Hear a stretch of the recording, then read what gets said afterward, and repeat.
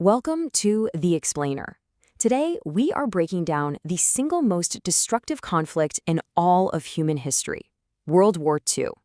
We're going to look at how it all started, the major turning points that decided who would win, and really how its legacy is still shaping the world we live in right now. But before we even get into the battles, the tanks, the planes, we have to start here. We have to confront the absolutely horrific human cost at the very heart of this war. This number, 6 million, that represents the Jewish people who were systematically murdered by the Nazi regime in the genocide we now call the Holocaust. You really can't understand the war without understanding this. And the Nazi ideology, this twisted idea of a master race, it fueled this hatred, but it didn't end with the Jewish people. Millions of others, Slavs, Soviet prisoners of war, Romani people, anyone who disagreed politically, people with disabilities, they were all targeted and murdered too. The regime's brutal logic was simple. If you were deemed subhuman or an enemy of the state, your life was in danger. So, the big question is, how did the world get to a point where atrocities like this were even possible? Well, to figure that out, we have to go back in time. Not to 1939, but to the unresolved, festering wounds of the First World War. You know, the great irony here is that the treaty that was supposed to guarantee peace actually planted the seeds for the next, even bigger war. The Treaty of Versailles ended World War I, sure, but it imposed these absolutely crushing terms on Germany. It forced the country to take all the blame, to get rid of its military, and to give up huge chunks of valuable territory. This just created the perfect storm. You had national humiliation mixed with total economic desperation. I mean, Germany's economy completely collapsed. And out of that chaos, this toxic myth grew, the stab-in-the-back legend that claimed politicians, not the army, had lost the war. And right into that vacuum of anger and resentment stepped the guys like Hitler, promising to restore German glory with military force. So, with a lot of countries still trying to recover from the Great Depression and absolutely desperate to avoid another war, these aggressive new powers saw their chance. And this is where the Axis expansion really begins. To make it all happen, Germany's military unleashed this terrifying new tactic, Blitzkrieg, which literally means lightning war. The idea was as simple as it was devastating. You use fast-moving tanks and overwhelming air power to just punch a hole right through the enemy lines, causing total shock and chaos.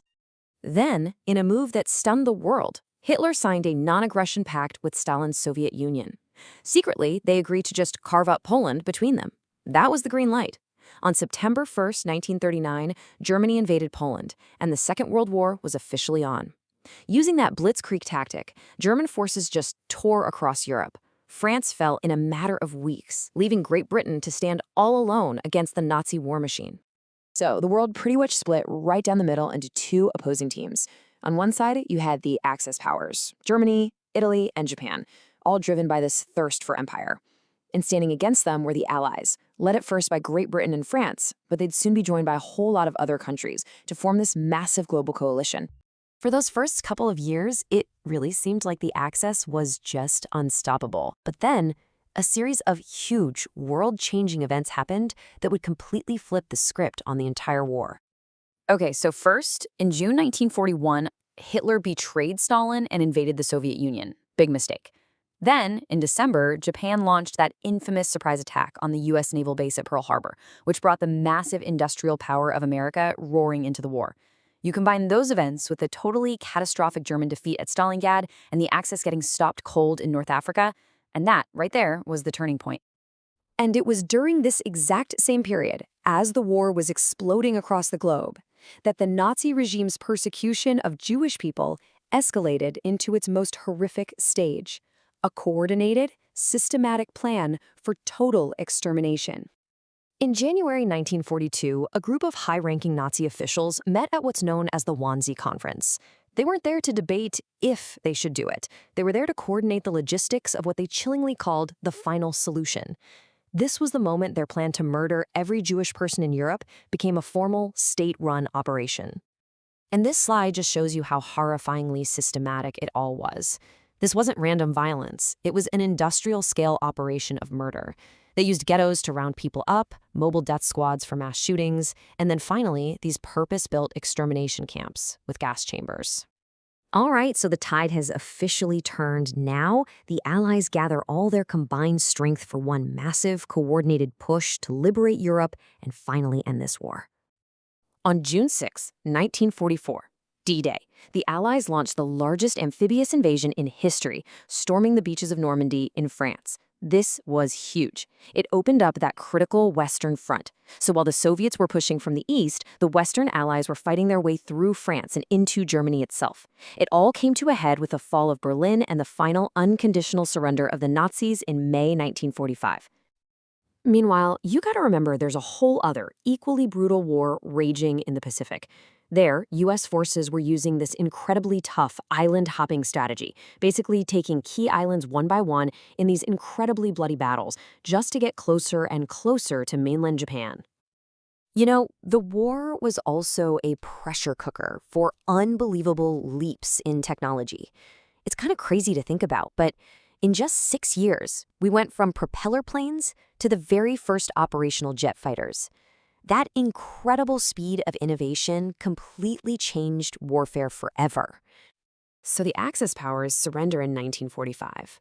But that didn't mean global peace broke out. Nope.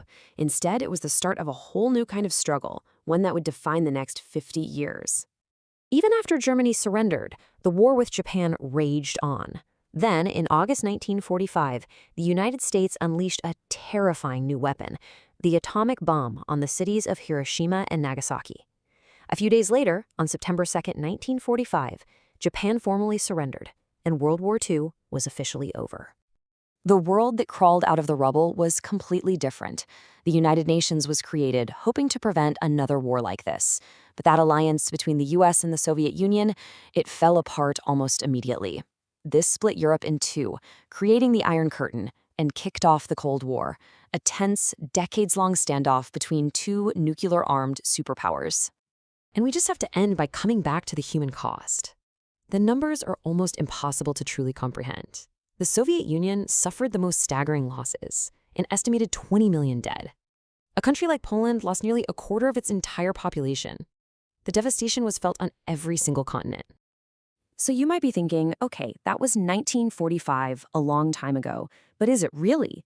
From the international institutions we still rely on, to the political alliances that still exist, to the painful memory of the Holocaust that serves as a permanent warning, the echoes of the Second World War are absolutely all around us. It remains the defining event of the 20th century, and we are still living with its consequences today.